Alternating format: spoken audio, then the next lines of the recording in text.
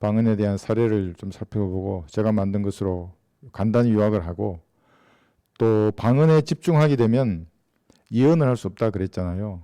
왜 그러냐면 사랑을 추구하라 그랬죠, 성경에는. 그 최리티의 사랑입니다. 다른 사람을 불쌍히 여기고 자유롭게 대하고 섬기고 베푸는 게 체리티의 사랑입니다. 성도들 말하는 겁니다. 또 구원받지 않은 사람들에 대한 그 사랑을 추구하면 예언하게 되어 있다 그랬어. 예언. 그러니까 예언해야만 구령할 수 있는 겁니다. 그러니까 우리 구령하러 밖에 나갔다는 말의 의미는 그 사람의 상태를 정확하게 판단하고 이 사람이 하늘나라로 갈 것인지 지옥으로 갈 것인지를 예언하는 거예요. 그러니까 이렇게 믿으면 하늘나라로 간다고 그것도 예언하는 거잖아요. 그런데 다른 영으로 충만하면 예언할 수 없기 때문에 구령의 도구로 클커 쓰임 받을 수 없어요. 그리고 여기 오늘 이제 잠깐 여기 방언부터 여기 이제 시작을 했어요. 방언에 대해서 말하고, 요즘 일어나고 있는 하마스의 전쟁, 계속 질문하시는 분들이 많아요. 휴거가 언제 일어나느냐, 전쟁이 어떻게 일어나느냐. 그래서 다시 한번 또 그랬어요. 여기 큰 그림을 그렸으니까 여기 5번이 현재예요. 오늘 2023년. 이 전쟁에 지나간 이 전쟁을 볼 거예요. 네 번의 중동 전쟁과 지금 현재 다섯 번째는 아니지만 그럴 수 있는 이 전쟁, 그 다음에 이 시를 에서는 러시아가 공격할 수밖에 없는 상황이 될 거예요. 그래서 잠깐 이제 그걸 살펴본 다음에 왜 한국에는 이것도 모르고 방언도 모르고 이 전쟁이 일어나도 이 시대의 표적을 분별할 수 없는가? 간단해요. 유대인이 이 땅에 다시 회복될 거예요. 유대인이 하나님께서 선택한 민족으로서 예수님 재림하시면. 구약이 500구절이 넘어요. 이것이 예수님이 재림하시면 이렇게 될 것인데 이걸 전부 문자적으로 믿지 않고 영적으로 풀어버린다고요. 이것을 전부 교회에다가 적용해 버려요. 그러니까 이것이 후천년주의, 무천년주의예요. 우리나라를 장악하고 있는 장로교, 감리교, 성결교, 무슨 침례교, 로마 가톨릭 다 같은 사람들이에요. 불교나 이슬람교도 같은 사람들이에요. 이 땅에서 좋은 왕국을 만들려고 하지 않습니까? 이 땅에서 이 왕국을 만들려고 한다고. 예수님이 없는 왕국, 평화의 왕국을 사람의 손으로 만들려고 한다고요. 그게 종교이든지 교육이든지 그렇지 않으면 전쟁이든지. 그 히틀러가 만들려고 했던 것도 천년 왕국이에요. 히틀러의 천년 왕국. 자기 힘으로 만든다는 거예요. 그것이. 그러니까 이것을 믿지 않아서 그래요. 몇 가지 500구절 중에 제가 요 한 서너 구절만 얘기해 놨어요. 이걸 안 믿어요. 한국의 교회는.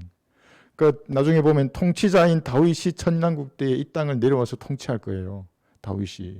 모세와 엘리야도 예수님 보좌 좌우편에 있잖아요. 그러니까 천년왕국 때가 되면 예수님 재림하시고 이 지상에 예수님의 보좌 좌우측에 모세와 엘리야도 있고 다윗도 와서 통치자로서 이스라엘 민족의 목자가 돼요. 이게 목자라고 돼요. 여기 다 있어요. 이런 구절들. 근데 이런 구절들을 한국의 교회는 믿지 않기 때문에 오직 여기가 전부인 줄 알아요. 이 세상이. 방언 그러면 가장 신비스러운 무슨 그건 줄 아는 거예요. 아니에요.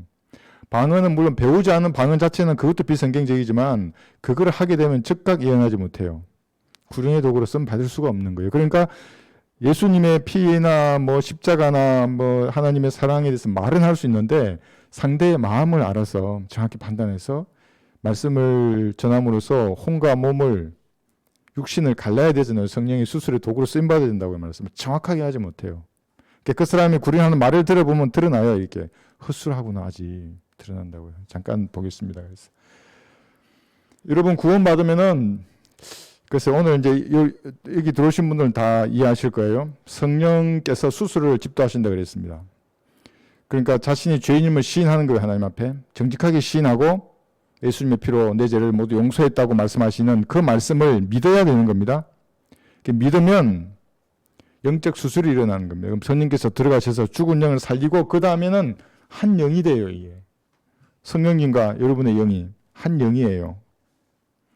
이거 거듭난 사람을 말하면 영이 죽었던 영이 살아난 걸 거듭남이라 그러잖아요. 한 영이 되는 거거든요. 자, 그렇게 되면 어떻게 되냐면 이게 새 사람이에요. 태어났어요. 이제 성령께서 한 영이 되신 겁니다. 그러면은 내 안에 하나님이 들어오신 거예요. 그러면 이건 또 다른 인격체이신 예수님이 내 안에 들어오셨어요. 그러면은 성령께서 한 영이 되었잖아요. 그럼 여러분의 한 영이 혼에게 무언가 가르쳐줘요. 선생님이 되는 거예요. 선생님. 진짜 선생은 그래서 성령님이래요. 성령님. 그러면 성령님께서 나에게 말씀하시는 것은 기도를 통해서 교제하는 가운데 알게 되고 생각 가운데 미세한 어떤 확신을 주신다고요. 그러니까 이 방향이에요. 영이 혼에게 말을 하고 혼이 내 육신을 통제해서 그리스도인의 삶을 살게 하는 거거든요. 근데 만약에 성령님이 혼에게 말씀하시는 이것은 고린도전서 2장 11절 보면 아는 거예요. 그러니까 여러분의 영이 뭐라고 할 때 한 영이라 그랬잖아요. 영이 뭐라고 하는 것을 여러분이 알아요. 모를 수가 없어요. 그러니까 나중에 이제 이것이 방언할 때에도 영이 신비를 말한다 그러잖아요. 그러니까 영이 말하는 걸 안다고요. 모를 수가 없어요. 고전 2장 여기 11절 볼까요? 지난 시간에도 봤는데 여기 보시면 사람의 일을 그 사람 안에 있는 사람의 영이 아니면 누가 알리요 그랬죠. 영이 안다고요. 그러니까 영이 말하는 것을 혼이 모를 수가 없어요. 영으로 신비를 말한다 그러니까 나는 모르는 말을 영이 그냥 알라깔라말라 이렇게 떠드는 줄 알죠. 그게 아니에요.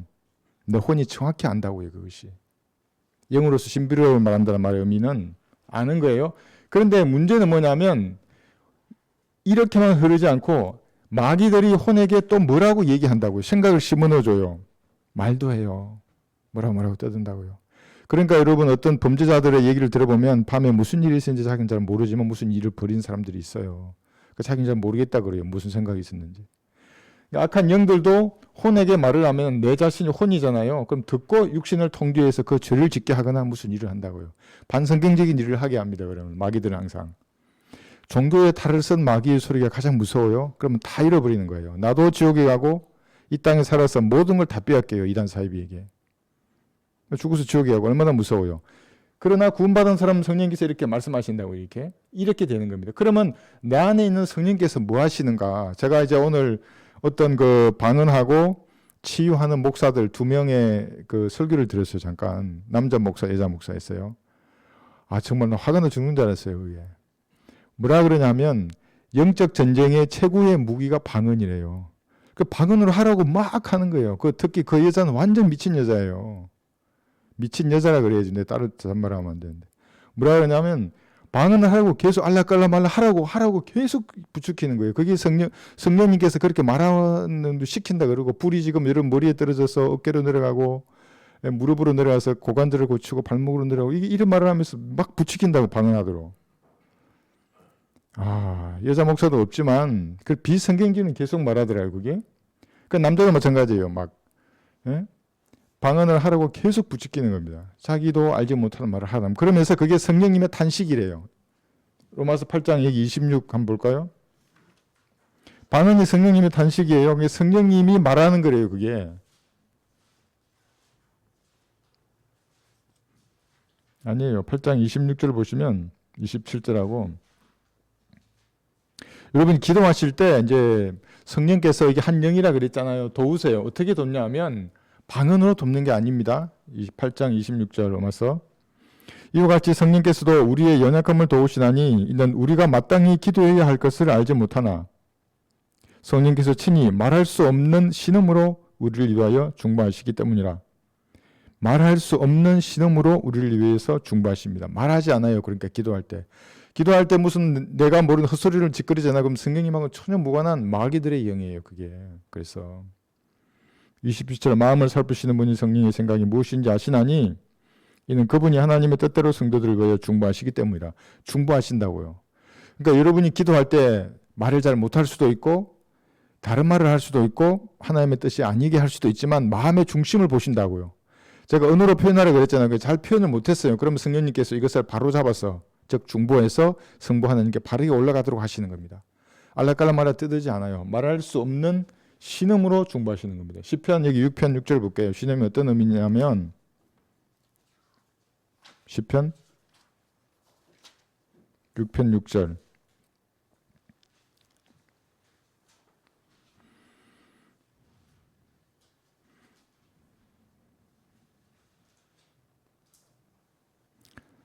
시편 6편 6절 내가 신음으로 곤비하여 밤마다 내 침상을 띄우며 눈물로 내 자리를 적신하이다. 내가 신음으로 곤비하다. 성령께서 여러분을 보시는 마음이 그렇다는 거예요. 다 아시잖아요. 모든 것을 바로잡고 싶고 해주고 싶으시나 아직은 영향이 안 되는 상태일 수도 있어요. 여러분들이. 그럼 그렇잖아요. 기도를 이렇게 해야 되는데 저렇게 할 수도 있어요. 표현을 못할 수도 있고. 그렇지만 말할 수 없는 신음으로 말하지 않고 여러분 안에서 성부 하나님께 여러분의 기도를 바로잡아서 올려드리는 겁니다. 이게 중보하는 거거든요. 성령께서 내 안에서 방언으로 성령께서 내 안에서 충만한다고 말하면 기록된 말씀의 권위를 무시하는 사람이에요. 이렇게 말씀의 권위를 무시한 교만한 사람들이에요. 성경에는 그렇게 되어 있지 않잖아요. 말할 수 없는 신음으로 한다고 하는데 이 사람은 방언으로 기도하는 게 성령께서 기도하는 거라고 얘기하면 성경은 기록된 말씀을 무시하는 교만한 사람이에요. 하나님 함께 할 수가 없어요. 그런 사람들하고는. 예. 그래서 여러분들 악령이 이제 이렇게 혼에게 역사하지 않습니까? 그럼 뭐가 일어나면 이게 도파민에 의한 굉장한 흥분 상태예요. 그런데 그거 보니까 그 여자의 주특기가 불이에요. 불. 성령의 불이 임하였다 그러고 어디 목사도 보니까 또 뭐 불이 어디에 임했다 그러고 머리에 불이 임해서 머리에 불이 임하면 머리가 다 타부르지. 어떻게 뭐 병이 난다 그러고 뭐 어디 어깨에 불이 임한다 그러고 막 그러니까 감정적으로 뭔가를 짜내는 거예요. 그게 눈물을 흘리게 만들어요. 막 좀 무당처럼 그냥 과거에 뭔 일이 있었다는 거죠.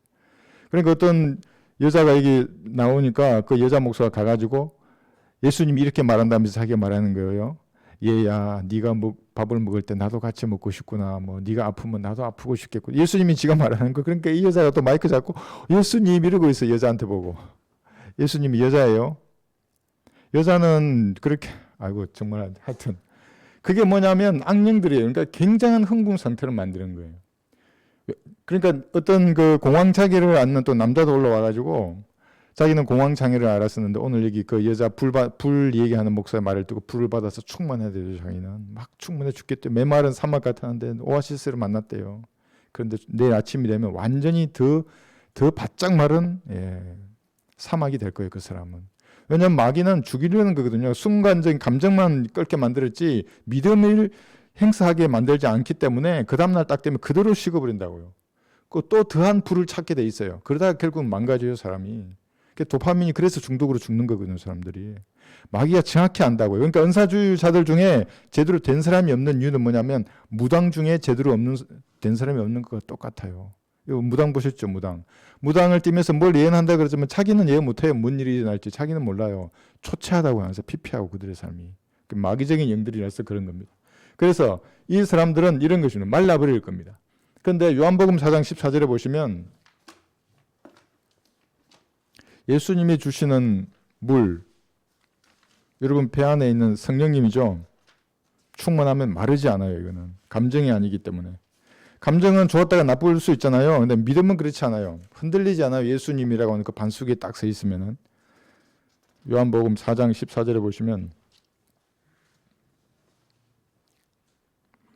내가 주는 물을 마시는 사람은 누구든지 영원히 목마르지 아니하리라. 그러나 내가 그에게 주는 물은 그 사람 안에서 영원한 생명으로 솟아오르는 샘물이 되라고 하시니라. 성령님을 여러분 예수님이 구주를 영접할 때 성령님이 들어가셨어요. 영원한 생명으로 솟아오르는 샘물이에요. 이 샘물이 넘쳐야 되잖아요. 한 번 구주를 영접할 때 똑같은 백이라는 성령을 다 받았어요. 인격체이기 때문에. 그 다음에 이게 계속 넘치게 하려고 하면 공급을 받아야 되는데 오직 기록된 말씀밖에 없어요. 이 말씀 누가 썼어요? 성령님이 쓰시고 성령님이 보존하셨어요. 그러니까 성령 충만하려면 그러면 이 말씀을 공급받아야 된다고요. 다른 말씀이 아니라. 그러니까 여기 이스라엘이 다시 회복된다는 이 말씀을 모르잖아요. 영적으로 풀잖아요. 그러면은 성령님이 기록하시고 보존하신 말씀을 무시하는 교만한 사람이에요. 말씀 앞에 부복해서 그걸 그대로 받아들여야 되는데 이 말씀은 진짜 이스라엘이 아니라 뭐 영적이나 비유나 은유로 풀어요. 자기 교단의 입맛에 맞게. 그러면 그 사람은 내일이면 또 냄비가 끓다가 감정적으로 막 하나님 뭐 어쩌고 이러다가 아침 돼 봐요. 세상 사람하고 똑같다고요. 그 사람이. 그러니까 계속해서 그렇게 도파민이 주는 흥분을 찾아서 갈 수밖에 없어요. 종교적인 광기에 사로잡혀서 평생을 허비하는 사람들이에요. 불쌍한 사람들이에요. 사실 그런 사람들은 은사주의자들 보면은. 그 처참한 말로가 보여요. 왜냐하면 여러분 마약 중독자들 보세요. 처음엔 좋아서 난리예요. 그냥 천국을 만난 것 같대요. 그러다가 이게 안 되잖아요. 이제 더 이상 나올 도파민이 없으면 죽어요. 그 사람은. 피폐해진다고요. 중독자들이. 6장 35절도 펴보세요. 요한복음 6장 35절.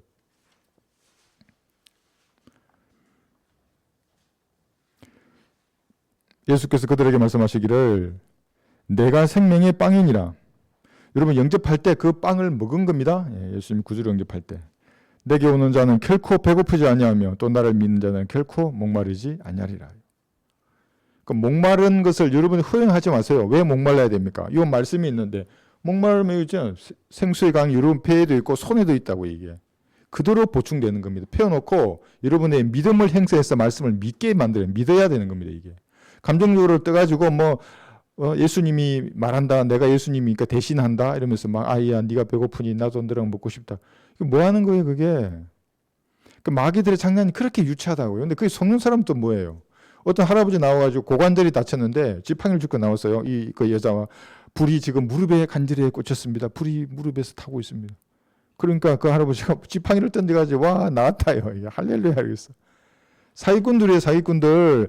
그게 진짜 성경에 나온 표적이라면 즉시 병원으로 달려가서 다 고쳐야 돼요. 그 사람은. 왜냐하면 예수님은 믿음 따라 고치기로 했지만 믿음이 없는 사람도 고쳤다고요. 만지김에도 고쳐요. 이것이 나중에 대환란 때가 되면 이 표적이 다시 행해질 거예요. 14만 4천 천국 복음을 전하면서 표적이 행해진다고요. 그때. 근데 그걸 지금 끌어와서 행사해보면 뭐예요? 믿음을 행사할 수 없다고요. 사람들이. 감정만 행사한다. 감정만. 거기도 그러니까 예수님이 십자가를 얘기해요. 그러니까 막 눈물 콧물 다 쏟아요. 감정적으로 뜨거워졌잖아요. 아니, 믿음은 여기 의지의 영역인데 감정만 이렇게 끌다가 끝내버리잖아요. 구원 못 받는다고 그런 사람들은. 그게 가장 무서운 사람이 그 사람들. 구원 받은 것 같은데 안 받는다고요. 안 받은 사람들이. 아, 나도 영접했다고 그래요. 그 사람들은. 은사주의자들이 그런다고요. 예. 요한 1서 5장 13절 한번 볼까요?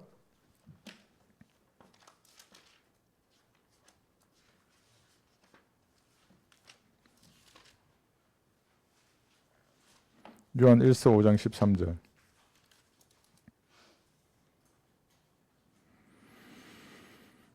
14절, 15절, 세 구절 볼게요. 13절부터. 내가 하나님의 아들의 이름을 믿는 너희에게 이런 것들을 쓰면 너희에게 영생이 있음을 알게 하려 함이며 또한 너희가 하나님의 아들의 이름을 믿도록 하려 함이라. 요한 1서 5장 13절입니다. 그래서 우선 여러분 성경을 펴시잖아요. 기도를 하시려고 해요. 그러면 내가 영생을 가졌는지를 확신해야 된다고요. 누가 그렇게 말해요? 아들이 있는 자는 생명이 있다고 하지 않습니까? 여러분 예수님 구주를 영접하셨잖아요. 그럼 영생을 가진 거예요. 영원한 생명을. 그 확신으로 영원히 사시는 하나님하고 교제가 된다고요. 그런데 구원 받았나 안 받았나 이것도 확신 못하고 구원 받았을까? 안 받았을까? 어떻게 구원 받았는지 자기 스스로도 확신 못하는데 하나님하고 어떻게 교제를 하겠어요? 영생 가운데 사시는 하는 영원한 생명을 하나님이 영원히 사시는 분이지 않습니까? 영생을 확신하고 기도하는 겁니다. 그럼 세상 일에 얽매일 게 없어요. 뭐가 어쩌는 게 왜 얽매입니까? 그런 거를. 나약하고 있는 것도 보이지 않는다고 내 자신이. 그죠? 영생을 우선 확신해야 합니다. 그 다음에 여기서 여기 14절 보시면 우리가 그의 안에서 가지는 담대함이 이것이니 그의 뜻대로 무엇이든지 구하면 그가 우리를 들으시는 것이라. 보세요. 뜻대로 무엇이든지 구하면 그랬잖아요. 이게 여러분의 지각으로 구해야 하는 거예요. 그러니까 나도 모르는 말로 알락갈락 하는 게 아니에요. 이게. 그래서 하나님이 보세요. 하나님의 셋째 하늘의 언어가 뭐라 그랬어요?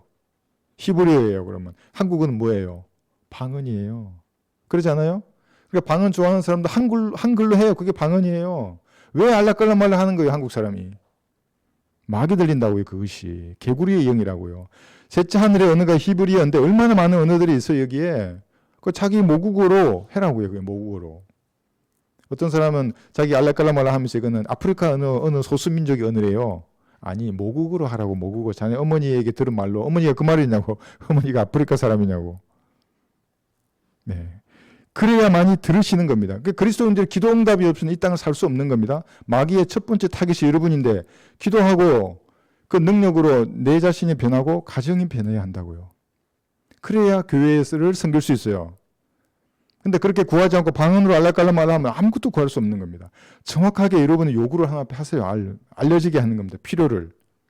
그러면 주님이 여러분의 모국어로 확신을 주세요. 마음속에. 야, 이걸 먼저 버려라.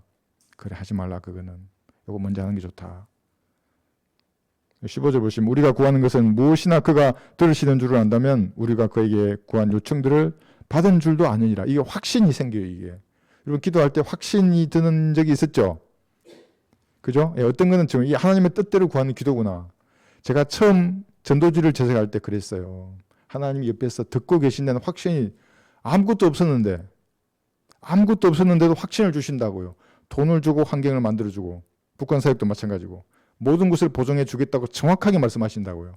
그건 난 모든 게 뭔 줄도 몰랐는데 와 진짜 모든 것을 보정해 주실까? 진짜 보정해 주시는 거예요. 그게. 이렇게 될 때 그 다음 한 구절 볼까요? 요한 1서 3장 21절을 보시면 왜 마귀가 방언을 알락갈락말라 하는데 내가 알 수 없는 말로 말하는 기도를 한국 교계에 퍼뜨려 버리겠어요. 구원받아도 기도할 수 없는 사람으로 만든다고요. 여러분, 기도할 수 있는 성도를 위해서 제가 기도하는 거 아세요? 딴 거 없어요. 기도할 줄 알면 속지 않는다고요. 막 저에 대해서 비방해요. 무릎 꿇고 기도해 보세요. 골방에 가서. 그래서 제가 아니라 생각되면 그냥 나가시는 게 좋아요. 그러면 확신을 주시면 같이 가는 겁니다. 이렇게. 모든 게 마찬가지로 인생의 문제에 있어서 기도를 하나님 앞에 할 줄 알면 응답을 하십니다. 3장 21절 보시면 요한 1서 3장 21절. 사랑하는 자들아, 만일 우리 마음이 우리를 정죄하지 아니하면 우리가 하나님 앞에서 담대함을 얻고 그랬죠. 이게 무슨 말입니까?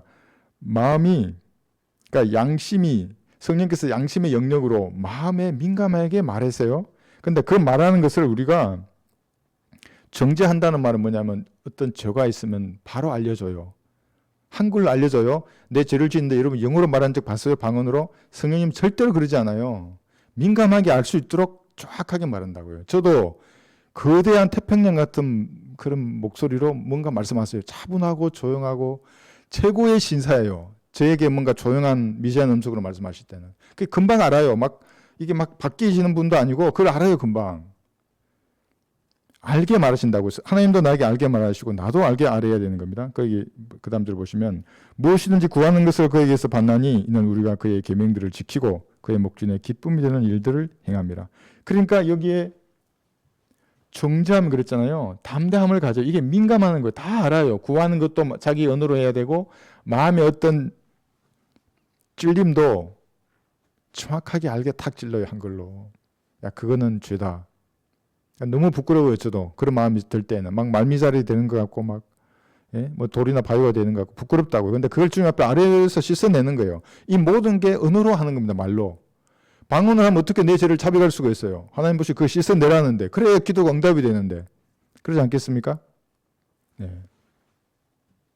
교만한 사람들 전부 다 기록된 말씀을 무시하는 교만한 사람들이에요. 자, 한번 16장 한번 볼까요? 이 교만에 관한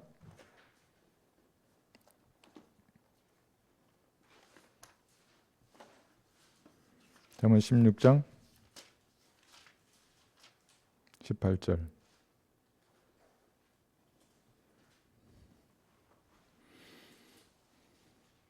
16장 18절. 예.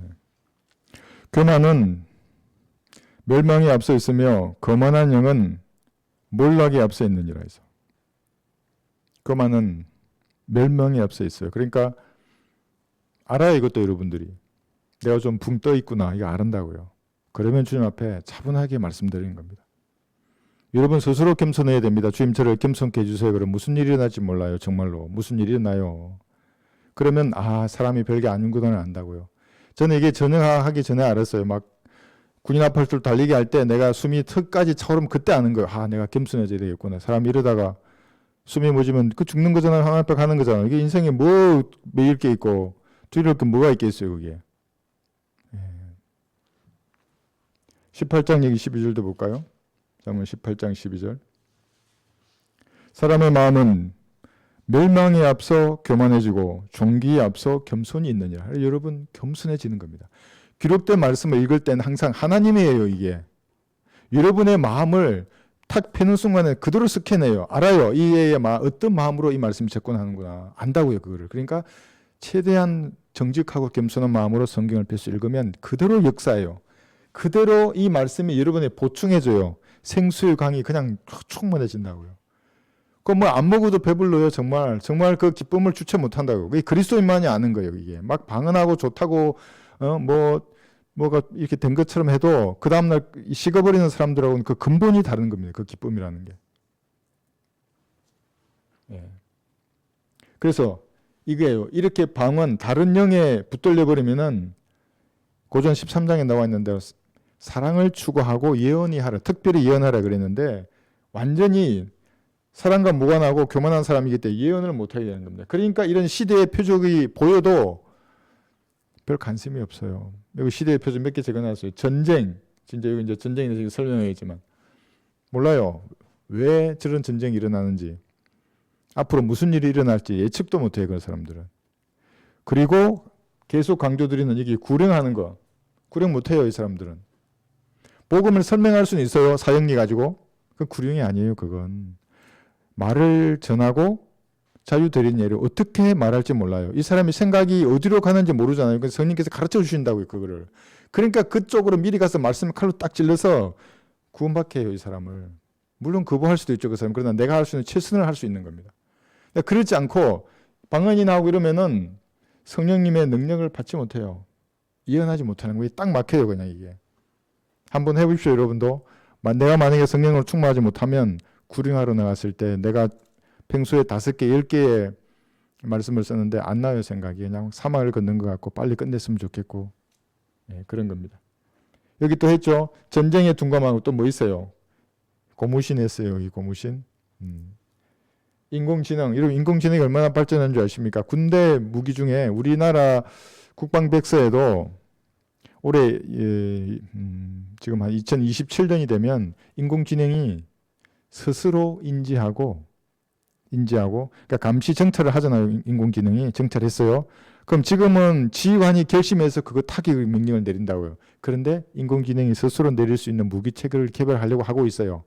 불과 3, 4년 후에. 그럼 뭐예요? 인공지능이 비행기가 떠 있으면서 스스로 보고 적이다, 아군이다, 미사일을 쏘야 될지 말아야 될지 결정까지 해버린다고요. 근데 만약에 우리 아군이 보고 그 민간이 옆에 있으니까 쏘지 말라고 명령하면 아군을 쏠 수도 있어요. 인공지능이. 왜냐하면 나에게 입력된 명령을 수행하지 못하게 내가 하잖아요. 그럼 쏠 수도 있다고 이게. 근데 이것이 더 나아가면 새로운 종족과도 연결돼요. 이게 사람의 두뇌와 인공지능이 연결되면. 어쨌거나 대환란으로 가는 수많은 것들이 음모론 말하는 사람들 보세요. 얼마나 말 많이 해요. 거기 김필재 TV를 비롯해서 수많은 사람들. 그럴 수는 거기 시간을 낭비하지 않아요. 우리는 다 알고 있기 때문에. 그런 것들. 그렇죠? 둔감하게 됩니다. 그래서 내가 오늘 전쟁 얘기했어요. 많은 사람들이 여기 지금 이 가운데 전체에 전쟁 얘기 걸어놨는데 유튜브 또 보니까 목사들이 이번 하마스 전쟁 말하지 않는 사람이 없더라고요. 많은 사람이 조회수를 올리는데 제가 보기에 성경적으로 말하는 사람은 거의 없어요. 전부 다. 한번 보세요. 여기 전쟁에서. 우선 전쟁을 얘기해요. 잠깐 개념 한번 보세요. 여기. 전쟁이라는 것은 여러 개의 전역이라고 하는 작은 그룹 단위의 지역적인 전투가 있고 이 전역이라고 하는 C라 그랬잖아요. 제가 C. 이거 안에 또 다양한 전투 있어요. 이런 것들이. 그러니까 모아져서 국가적인 전쟁을 하는 겁니다. 이 큰 틀을 놓고 보는 겁니다. 항상. 그러니까 여기 우주적인 전쟁이 그려놨어요. 우주적인 전쟁. 하나님께서는 창세기 1장 1절에서 밝고 찬란한 우주를 만드셨는데 그것이 영원히 갔으면 좋았겠지만 루시퍼의 반역으로 물로 멸망했잖아요. 그죠? 이게 첫 번째 전쟁이 있어요. 그런데 현재의 우주이고 불로 이렇게 멸망할 거 아니에요. 우주이. 그죠? 여기 백부자 심판 때. 그리고 새하늘과 새 땅을 만드실 거예요. 여기에. 영원 세계에서. 하나님이 수행하시는 전쟁이에요. 이것이. 근데 이것을 지구적인 관점으로 살짝 내려와서 봐봐요. 그러면 뭐예요? 하나님께서는 이 왕국에서 천년 왕국에서 지상에 다윗의 보좌에 앉아 있어서 이 지구를 통치하실 거예요. 그 나중에 이제 통치자로 다윗을 세우긴 하실 텐데, 그러니까 우주적인 개념에서의 전쟁도 있고 이 지구를 전체를 놓고 봤을 때 하나님의 성경의 목적은 왕국입니다. 왕국. 개인에 있어서의 전쟁은 뭐예요? 개인에 있어서의 전쟁은 내가 죽어서 백보자 심판에 서는가 이때, 그렇지 않으면 구원받아서 그리스도의 심판석에 서는가 이거예요. 이게 여러분 전부 승리한 거예요. 개인의 전쟁에서는. 그런데 이 땅을 살아가면서 다양한 여기 전투도 있고 전역도 있을 거예요. 여기서 다 승리하면 좋죠. 어떤 건 지고 어떤 건 실패하겠죠. 자, 그런 관점으로 여기에 그려놨어요. 여기 세계 대전과 이번에 일어난 이 전쟁과의 관련 이렇게 그려놓은 거예요. 제가. 자, 세계 1차, 2차 대전 끝났어요. 그 다음에 4번의 중동 전쟁이 있었어요. 4번의 중동 전쟁이 있죠. 그 다음에 지금 2023년도 이게 하마스가 이스라엘을 공격했어요. 그런데 이 전쟁을 보면 4번의 전쟁은 전부 다 기습을 했어요. 1, 2, 3차까지 전쟁은 이스라엘이 먼저 기습을 했어요. 기습이란 말은 전쟁을 선포하지 않고 선전포고를 하지 않고 먼저 들어간 거예요. 4번째 이 전쟁은 1973년 10월 6일이었어요. 이때는 누가 먼저 공격을 했냐면 이스라엘이 아니고 이때는 이집트가 먼저 공격을 하고 북쪽에 있는 시리아가 공격을 했어요. 이때도 기습이었죠. 이스라엘은 전쟁을 전혀 생각하지 못했는데 못했는데 이집트와 시리아가 먼저 공격했어요. 이 4차 중동 전쟁 때 사실은 이스라엘이 패배 직전까지 가셨어요. 이틀 만에 군사적으로 보면 17개 여단이 다 깨졌어요. 사실은 이스라엘이 핵무기를 준비했었어요. 그때 미국에도 말했어요. 그걸 핵무기로 시리아를 쓸어버리겠다고까지 말했어요. 그러니까 막 미국이 막 지원하고 했는데, 만약에 이스라엘이 이때 없어졌다면 어떻게 됐겠어요? 이스라엘이 패배했다면 우주적인 전쟁을 수행하는 이것의 틀이 되는 이스라엘이 없어졌어요. 이게 네 번째 전쟁 때. 그러면 그래서 어떤 일이 일어났을까요? 마귀도 정확히 본다고요. 이것도 어디 듣고 있을 거 아니에요. 마귀들도. 이스라엘만 파괴하면 하나님의 예언을 무너뜨릴 수 있다는 것을 걔들도 알고 있어요. 그래서 4차 중동이 10월 73년도 10월 6일 날 일어났어요. 그래서 이스라엘이 정말 하나님 함께 하신다는 게 뭐냐면 정말 대단해요. 그들의 지혜를 보면. 이집트가 먼저 공격을 했는데 나중에는 공격한 이집트 세계 사단을 이스라엘이 역으로 포위해요. 포위해가지고 다 섬멸할 수 있는데 미국이 하지 말라 그랬어요. 왜냐하면 러시아가 개입할 수 있고. 그래서 만약 이집트군이 완전히 들어온 이집트를 전멸했을 거예요. 그래서 당시엔 이집트군 완전히 경멸하고 시리아군도 마찬가지예요. 시리아군도 골란 고원에서 북쪽에서 내려왔다가 완전히 경멸당하거든요. 이게 10월 6일 일어났어요. 73년도. 이번에 얘들 하마스가 언제 했냐면 이 용키프르라고 하는 것이 뭐냐면 유대역으로 7월 10일이에요. 이거 이제 양력으로 하면 매년 다르거든요. 그러니까 올해는 9월 25일이었어요. 근데 이날 공격하지 않고 10월 7일 날, 안식일 날 공격한 거예요. 유사하죠, 이날에. 이런 효과를 보려고 지금 4차 중동전과 통일한 것을 보려고 얘들 날짜까지 맞춰서 공격했어요. 그런데 5차 중동전으로 번지지 않는 이유는 왜 그러냐면, 왜 안 번지냐면 이미 이스라엘이 동원이 돼버렸어요. 1, 2, 3, 4차 중동전과는 완전히 다른 거예요. 그러니까 지금 이스라엘의 군대가 최소 40만 명에서 50만 명 이상 있어요. 아무도 공격하지 못한다고요. 뭐 떠들어도 소용이 없어요. 이란이 어떻게 지금 어떤 누구지? 정동수 목사인가? 이란이 뭐 공격한다 그랬나? 이스라엘을? 못해요. 이란이 해봐야 이라크는 움직이지 않아요. 둘이 전쟁했던 국가니까. 시리아, 레바논 없어요. 이 군대가 거의. 여기 미국 항공모함까지 있잖아요. 공격할 수가 없는 겁니다. 그러니까. 공격하면 이란도 초토화될 겁니다. 미국이 가만두지 않을 거예요. 이란도. 그리고 미국 항모까지 있다 그랬죠. 결국에는 뭐냐면 그러니까 지금까지의 중동전 4번의 중동 전쟁을 통해서도 이스라엘이 이겼어요. 이번에도 이스라엘이 이길 거예요. 제가 미리 예언했어요. 이길 거예요. 가만두지 않을 거예요. 전부 다. 만약에 이란이 공격한다면, 그러니까 이란도 그랬잖아요. 헤즈볼라한테 뭐라 그랬냐면 제한된 목표만 공격하라 그랬어요. 그 말의 의미는 지상군이 이스라엘의 경계를 넘지 말고 경계는 유지하되 밖에서 화력만 타격하는 거예요. 이게. 겁먹고 있다고 이란도. 항공모함 2척이면 이란은 없어져요. 공군이 없어진다고 순식간에. 그럼 이제 학살만 남은 거예요. 그러니까 이게 모든 걸 감안해 보면 뭐냐면 이 네 번의 중동전, 5번째 일어나는 하마스 전도 이스라엘이 승리하게 되면 결국에 뭐예요? 이스라엘을 없앨 수 있는 국가는 러시아밖에 없어요. 그래서 이 시위 전쟁이 러시아가 다시 내려올 수밖에 없는 겁니다. 지금은 우크라이나를 공격하고 있지만 나중에는 벌써 이거 다 모아서 내려온다고 이렇게. 이것이 시위의 전쟁입니다. 이걸 모르고 사람들이 우리는 뭐 깊이 있게 또 보지도 않지만 여러분 이렇게 해서 전쟁에 관해서는 더 이상 그 질문할 게 없어요. 사실 이게 요거 하나만 보더라도 명확합니다. 왜 이번 전쟁이 일어났는지. 자, 그런데 우리가 이제 볼 것은 이 전쟁이 일어났다는 말의 의미는 곧 이 전쟁이 다가온다는 겁니다. 러시아가 회복이 되면 이제 이 우크라이나 전쟁이 휴전을 맺고, 그죠? 그때부터 보면 돼요. 뭐 하는지. 그럼 휴거의 날 때 보여요. 이게 상황이 어떻게 되는 건지. 이렇게 보시면 전쟁을 정확하게 볼 것 같습니다. 그 다음에 이거예요. 회복되는 이스라엘의 예언. 에스겔 여기 34장 볼게요. 에스겔 34장 보시면 11절에서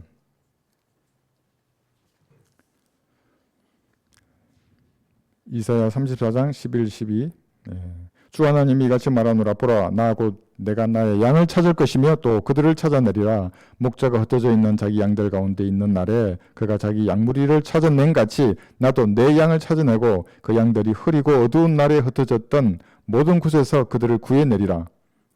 13절 내가 그들을 그들을 그 백성들로부터 데리고 나오고 나라들로부터 그들을 모아서 그들의 본토로 데려와서 그 강가에 있는 이스라엘 산들 위에서와 그 나라에 사람이 사는 모든 곳에서 그들을 먹이리라 그랬어요. 본토로 데려오는 거예요, 이게. 그러니까 여기 1948년도에 이스라엘이 독립을 했어요. 이게 이제 집계를 시작했잖아요, 그죠? 재집계를 할 때가 언제냐면 예수님이 지상 재림에서 천년왕국이 이루어지면 모든 이스라엘을 다 모일 거예요. 그럼 민족들의 머리가 되는 겁니다. 이사야 여기는 없는데 49장 한번 볼까요? 중국에 있는 유대인들도 갈 거예요. 지금 중국에도 유대인들이 있습니다. 예, 뭐 의식을 지켜요, 그들도. 예, 옷 입고 다니면서. 이사야 49장 12절 보시면 12절. 보라, 이들이 먼 곳으로부터 올 것이요. 보라, 이들이 북쪽과 서쪽으로부터 또 이들이 시님 땅으로부터 오리라 할 때 이 시님 땅이 아마도 중국으로 보고 있는 겁니다. 그러니까 전 세계에 흩어져 있는 모든 유대인들이 이때 다시 다 재짓기를 하는 거예요. 천년왕국 때. 이때 짓기를 했죠, 이렇게. 그죠? 예. 다시 짓기를 하는 겁니다. 호세아 2장 볼게요. 여기도 그러고 있습니다. 호세아 2장 16절 보려면 어린 양의 아내가 여러분들이지 않습니까?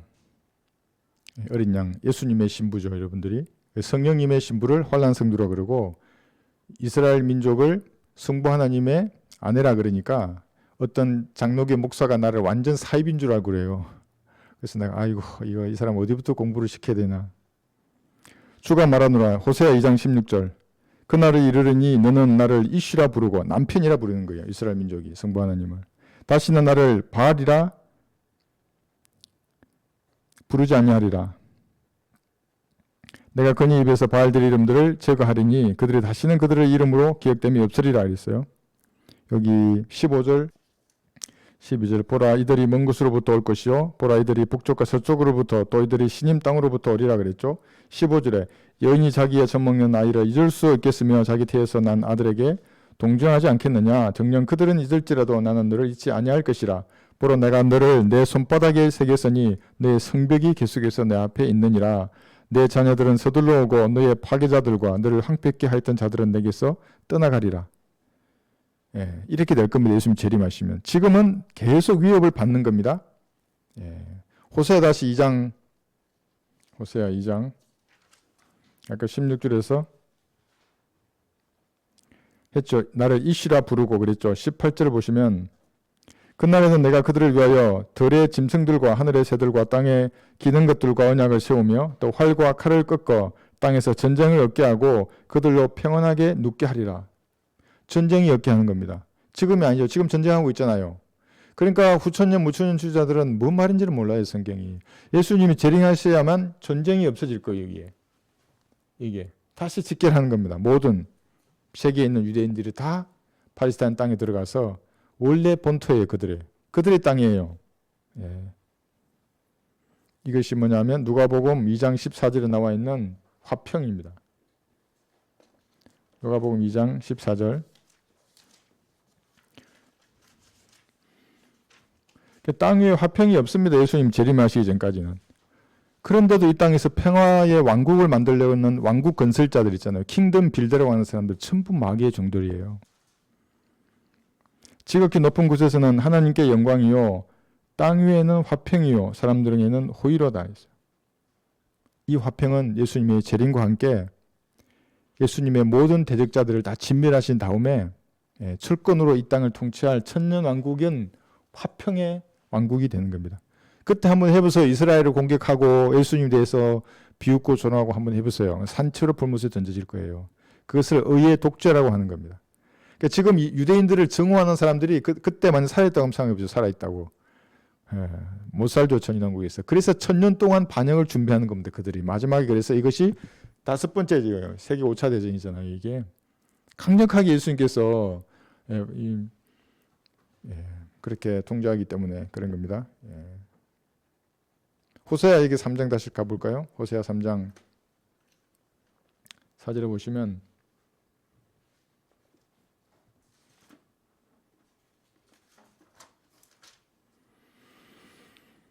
(3장 4절 5절) 보시면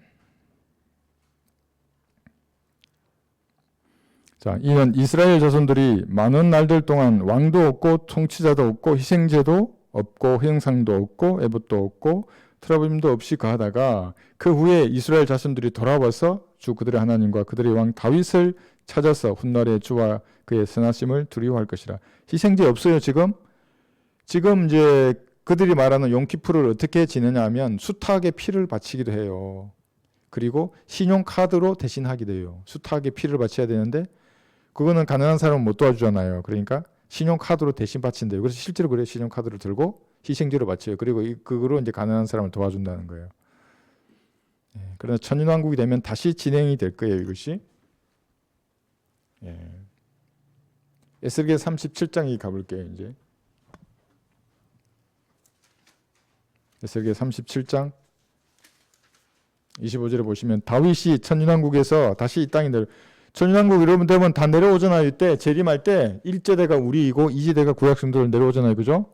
다윗도 내려와서 다윗도 이스라엘을 통치자로서 유대 땅에 있을 거예요. 보세요. 엘리야도 있을 것이고 우리 다 볼 겁니다. 나중에. 여기 에스겔 37장 25절 보시면 26절 그들은 내가 내 종 야곱에게 주어 너희 조상들이 살았던 그 땅에서 거하리니 그들 즉 그들과 그들의 자손과 그들 자손이 영원히 그 안에서 거하리라. 내 종 다윗은 영원히 그들의 통치자가 되리라. 여러분 영원히 통치자가 되는 겁니다. 또 내가 그들과 더불어 화평의 언약을 맺으리니 그것이 그들과 더불어 영원한 언약이 되리라. 내가 그들을 세우고 번성케 하며 그들 가운데 내 성소를 영원 무궁토록 세우리라. 이게 무슨 말입니까? 이게 이 영원한 통치자예요. 다윗이. 그러니까 천년왕국 때 다윗이 통치할 거거든요. 이제 이것도 찾아보겠지만 그러니까 새 땅이 끝났어요. 이제 천년왕국이. 영원 시대가 되어서 새 땅, 이 새 지구잖아요. 다윗이 그때는 땅에서 다윗이 통치해요. 예수님은 새 하늘, 새 예루살렘 도성에서 여러분과 함께 거하면서 우주를 통치할 겁니다. 새 하늘로 갈 때는 그 영원 시대에 말하는 거고 이 천년왕국 때에는 다윗이 통치자가 됩니다. 에스겔 여기 34장 23절 한번 보세요. 34장 23절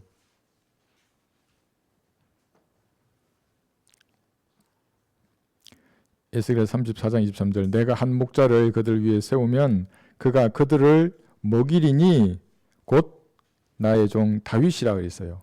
에스겔 34장 24절입니다. 23절 24절 있어요. 나 주는 그들의 하나님이 되고 내 종 다윗은 그들 가운데 통치자가 되리라. 나 주가 그것을 말하노라.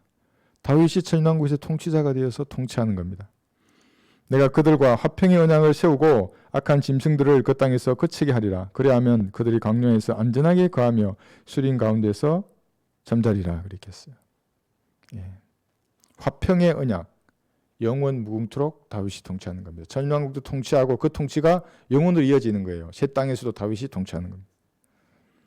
이런 그 교리를 알면, 말씀을 알면 방언에 빠지지 않는다고요. 방언은 언제 나왔어요? 표적으로서 주어진 은사잖아요. 그것이 표적으로 주어진 은사는 사도들의 죽음과 함께 끝났다고요. 그래서 사도 바울도 자기 죽음이 가까우니까 더 이상 능력을 행사하지 못했어요. 병자도 못 고치고 자기도 마찬가지고 고난 가운데.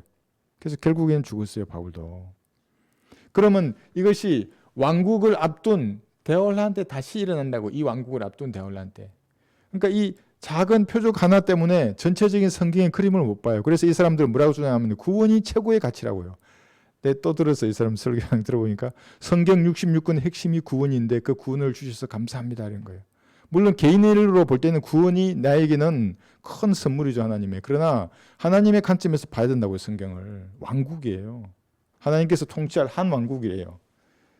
이스라엘이 회복될 거라고. 그래서 이스라엘을 바라보는 관조 자체가 없어요. 그 사람들은.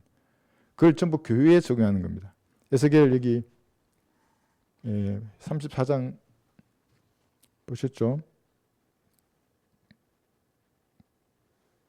25절 다시 한번 보면 내가 그들과 화평의 언약을 세우고 악한 짐승들을 그 땅에서 그치게 하리라. 그리하면 그들의 강요에서 안전하게 거하며 수린 가운데서 잠자게 되죠. 이렇게 된 이 상태가 뭐냐면 사무엘하 7장 한번 펴보세요. 사무엘하 7장 13절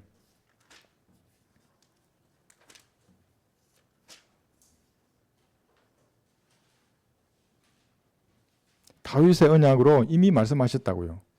그래서 두 가지 언약을 우리 배웠지 않습니까? 하나가 뉴 테스트먼트예요. 예수님의 피로 언약을 맺는다고요. 예수님 구주를 영접하잖아요. 그럼 그 피로 언약을 맺은 백성이에요. 민족이고 한 씨예요. 한 세대이고 여러분들이.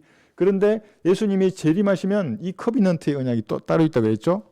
그러면 왕국의 다윗의 부자가 다시 세워지는 거예요. 그런데 그러면은 이제 여기 나와 있는 다윗의 언약을 보세요. 이게 이루어질 거예요. 사무엘하 7장 13절에서 16절인데 제가 읽을게요. 그가 내 이름을 위하여 한 집을 지을 것이요 나는 그의 왕국의 보좌를 영원히 견고하게 하리라. 영원히 견고하게 할 겁니다.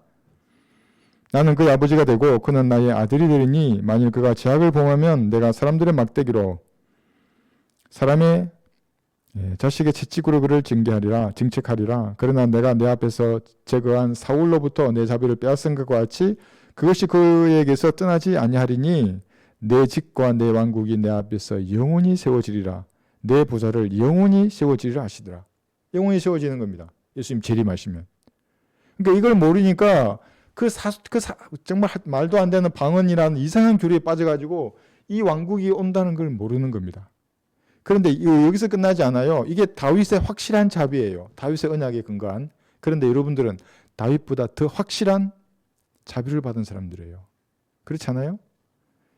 이걸 모르면 그러니까 여러분들이 받은 자비도 몰라요. 다윗이 땅에 세워질 이 언약도 확실한 자비잖아요. 그런데 여러분들은 새 하늘과 새 땅이 되더라도 새 예루살렘 도성에서 영원히 주님과 함께 살잖아요. 예수님과 같은 몸으로. 여러분 다윗은 우리와 같은 몸이 아니에요. 우리보다 아래의 몸이에요. 여러분 구약 어떤 선지자들보다 우리는 높아요. 예수님하고 동격이잖아요. 우리는 왕 같은 제사장이에요. 진짜로 그때가 되면 우리가. 그러니까 다윗보다 더 확실한 자비를 받은 그리스도인들이라는 겁니다. 여러분들이. 그러니까 여러분들이 이 땅에 살면서 다른 거 없어요. 전쟁이 나와서 여러분을 치료할지라도 이걸 알잖아요. 그러면은 기도한다고요. 영생을 확신하고. 예. 두드려 보세요. 오늘 불확실하면 두드려 봐요. 내가 죽으면 지금 어디 가지? 하늘나라 간다고. 왜 글로 가지? 나 같은 죄인이? 예수님이 피로 다 용서해 주셨다는 사실을 내가 믿었구나. 언제 어떻게 믿었는지 한번 말해봐요. 한번 따져보세요. 그것을. 확신 딱 하면 되는 거예요. 그리고 하나님의 뜻대로 구하는 겁니다. 필요를 구하고 여러분의 필요를. 그리고 주님께서 어떤 사명을 주세요. 각자에게. 이게 하나님의 온전하신 뜻이라고 하는 겁니다. 그것이 무엇입니까? 주님 보게 해 주십시오. 그걸 살 수 있는 지혜와 능력을 주십시오. 그래서 일을 하는 겁니다. 오늘 어떤 형제님 찾아오셨어요. 저기 공부하고 있는데 오후에 오늘 찾아와서 잠깐 교제했었는데 저도 하나님께서 다루지 않으시면 그렇게 될 수가 없어요. 뭐냐면 이게 쉽지 않아요. 이게 한번 해보세요. 이게 영적으로 성장해야 됩니다. 그래서 기도로 주님과 교제하면서 한 걸음 한 걸음 나가야 되는 겁니다. 그럼 변해요. 사람이. 처음부터 그러지 않아요. 아무도. 그리고 있죠. 마음속에 뭘 주신다고요. 민감하게 반응해야 됩니다. 여러분들. 그건 죄라고 알려주시면 즉시 씻을 준비를 해야 돼요. 마귀가 여러분들 감옥에 데려가기 전에 주님 앞에 고소해가지고 저 죄인입니다. 주님 자백도 안 하는 저 고집쟁이를 주님 징계해 주십시오. 그럼 뭐 할 거예요, 여러분들이? 누가 딱 정죄하잖아요. 마음속에 그 죄라고. 그 죄라고 그대로 주님 앞에 진지하고 어린아이처럼 말하라고요. 지금 저희 죄를 예수님의 피로 씻겨주시고 다시 이 죄를 반복하지 아니하도록 지금 저에게 힘을 주십시오. 반복하는 겁니다. 그것이. 그러면 끊어져요. 죄들이. 어떤 세상의 죄들이라도. 그리고 말씀의 권위를 무시하지 말고 겸손한 마음으로 항상 주님 앞에 부복해야 됩니다. 어떨 때가 제일 위험해요? 뭔가 잘 될 때. 그래서 군대에서는 항상 한 방안만 말하지 않아요. 공격 방안이 이 일안이 있으면 이것에 반대되는 안을 계속 말하기 위해서 대응하게 한다고 이렇게. 일을 잘 풀릴 때도 항상 대응해야 돼요. 그리스도인들은. 겸손한 자세로 주님을 바라보고 이 일이 잘 그렇게 풀리지 않을 때도 내가 주님에 대한 믿음이 식지 않도록 그런 마음이 있는가를 자신을 뒤돌아봐야 하는 겁니다. 그죠? 그래서 세상 사람들은 다 못하더라는 그 예언을 여러분들은 해야 하는 겁니다. 여러분들은 어떤 사람과 만나서 대화를 할 때도 예언해 줘야 됩니다. 그 사람에게. 예수님의 피로 당신의 죄가 용서된 사실을 믿지 않으면 당신 지옥에 가는 겁니다.